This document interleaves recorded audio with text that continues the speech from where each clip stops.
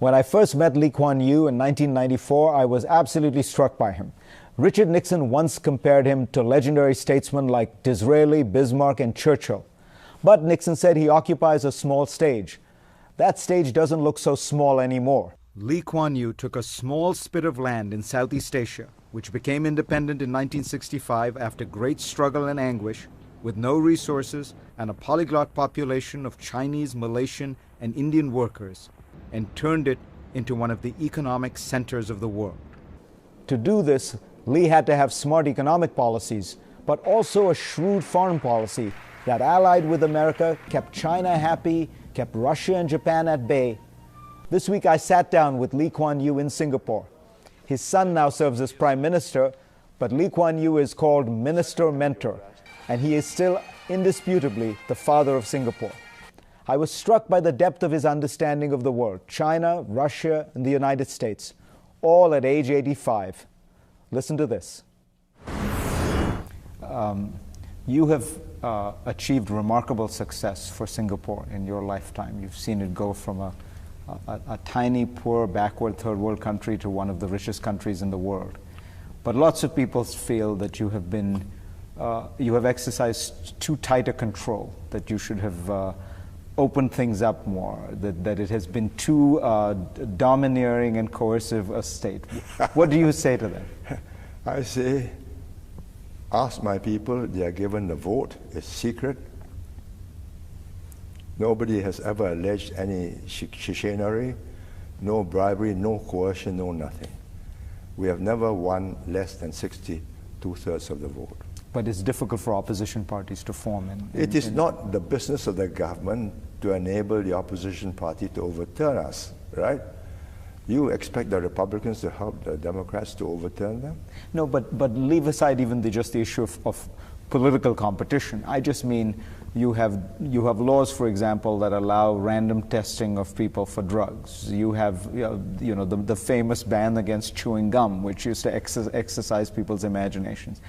Do you feel that you should have let up a little bit? No, not at all. Because of that, we are now a safe, secure, fun city. The night scene has been transformed in the last 10, 15 years. Any number of nightclubs, the nightlife, al fresco dining by the riverside. And people can even chew gum now. You need to have a medical certificate to buy gum for those who want to give up smoking and got to chew some nicotine. What is it I'm trying to do? I'm trying to create,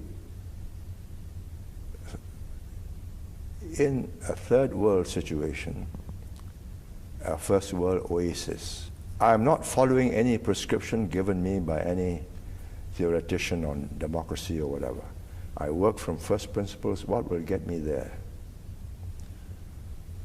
Social peace and stability within the country. No fight between the races, between religions, whatever. Fair shares for all. Everybody is a homeowner. I want investments. I've got nothing except skilled manpower, infrastructure. I build up the infrastructure. I educate the people. We have the best educated workforce anywhere in Asia, and I would say within another 10 years, anywhere in the world. They're all educated in English, which is our working language, and they keep their mother tongue, whether it's Chinese, Malay, or Tamil, Urdu, whatever. Must I follow your prescription to succeed? Do I want to be like America? Yes, in its inventiveness, in its creativeness. But do I want to be with America, like America, with its inability to control the drug problem? No. Or the gun problem? No. These are my choices. I go by what is good governance. What are the things I aim to do? Healthy society that gives everybody a chance to achieve its maximum. What do you think of the American campaign, watching it from Singapore? what can I say, is fascinating. Suddenly, Senator McCain produces this governor from Alaska, Palin, and is leading in the polls, and she's a hit. The first flush, she was a disaster. What do you want from the next president? Engagement with the world.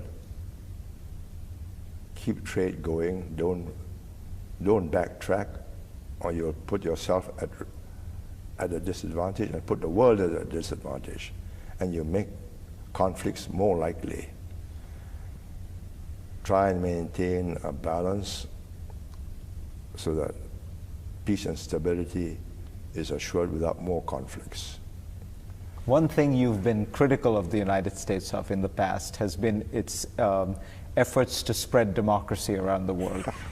You were critical of it when it was Bill Clinton's America, leave alone the freedom agenda of George Bush. What do you object to in that push? No, I don't think it's doable. I'm a social Darwinist. I mean, survival of the fittest. No, the survival requires you to change. If you don't change, then you're marginalized and you will become extinct. But you look at the way in which the United States has been trying to push democracy around the world, and you say... Where have you succeeded? You went to Haiti in nation building. And I was just listening to the BBC on Haiti recently. I mean, it's just undoable.